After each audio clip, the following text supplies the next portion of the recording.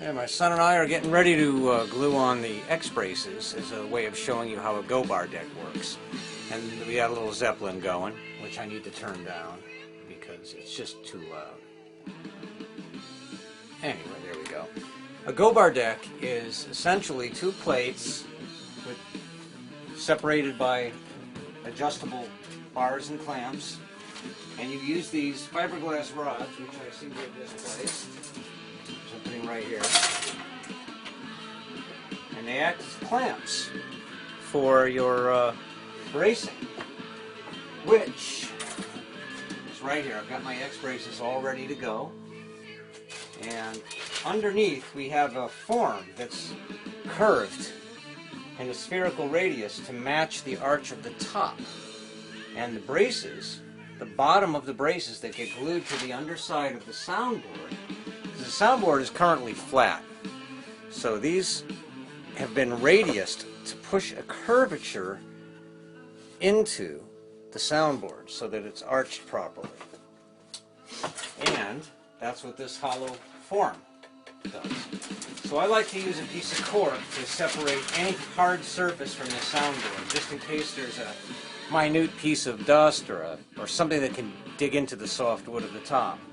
So essentially what we have now is I'm going to come over here, I'm going to place the soundboard centered in the hollow form, and I'm going to then take some glue, which is a special glue formulated by Luthier's Mercantile. It's an aliphatic resin glue, very similar to a carpenter's glue, but it dries very crisp and has really great tonal properties that I'm very fond of, and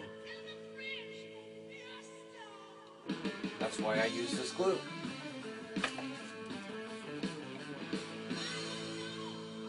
Almost done.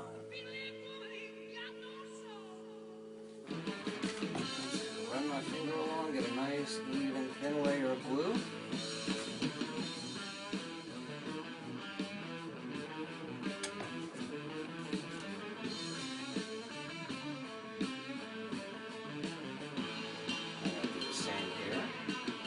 I have no idea what's going on in the view screen, so I hope it's aimed correctly.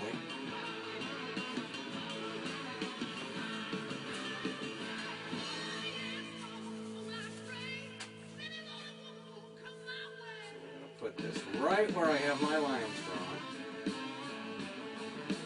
This is where I want my braces. And I reach up and I grab one of these guys. My boy's making sure that everything's looking good. First couple times you got to hold that brace where you want it so that it doesn't slip around too much. I will have a chance to clean up the glue squeeze. I have a special chisel that's really good for that. You also have to make sure you don't get whacked in the face by these guys because they're under an awful lot of tension.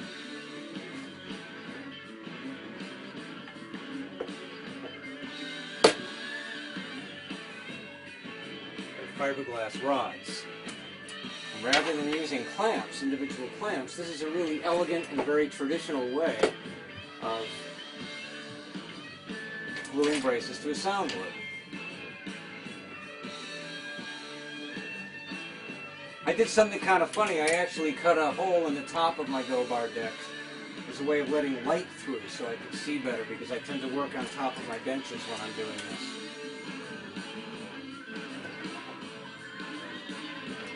But I have a piece going across the top of that hole. I'm going to shift over so that I still have a platform to put my rods on. Oh, this one's missing a rubber tip. That's a great way to get smacked in the face. I'm going to get rid of that one for now until I find the tip.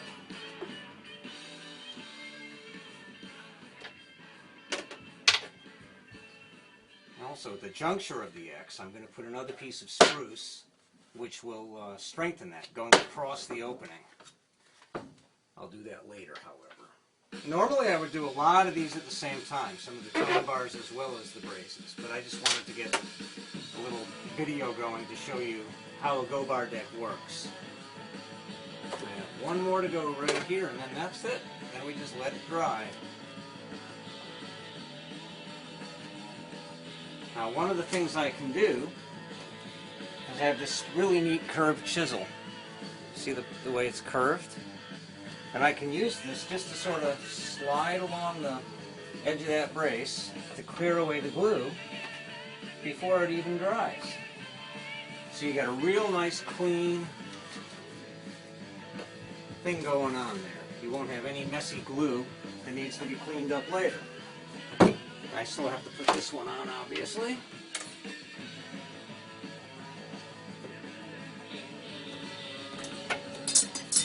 Would you mind getting that for me, buddy? Thank you. Yes, it's chaos here.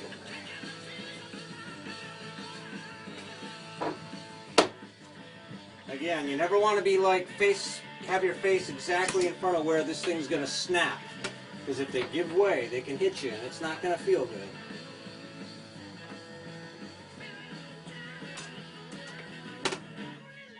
Now once this is dry, we're going to have a perfectly arched soundboard that'll match the curvature that I've also put into the rim.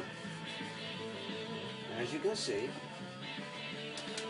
I'm getting out that glue squeeze so that it's going to be nice and pretty and clean in there.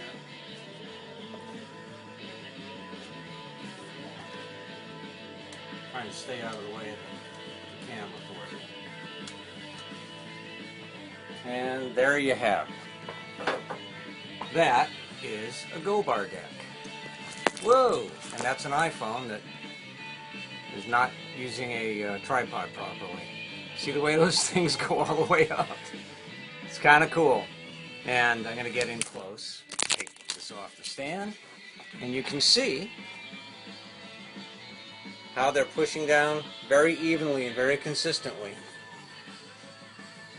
on that soundboard. I'm going to add one more here so I can get a little bit tighter spacing on the top of this X-brace.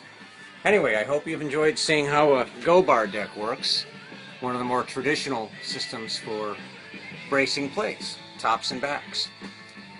Also, my braces have a subtle curve across the top, sort of an arc. They're elliptical. I don't like to do scalloping and such. I've been having really great results that I'm very happy with using elliptical contours and making them thin and really pretty that way.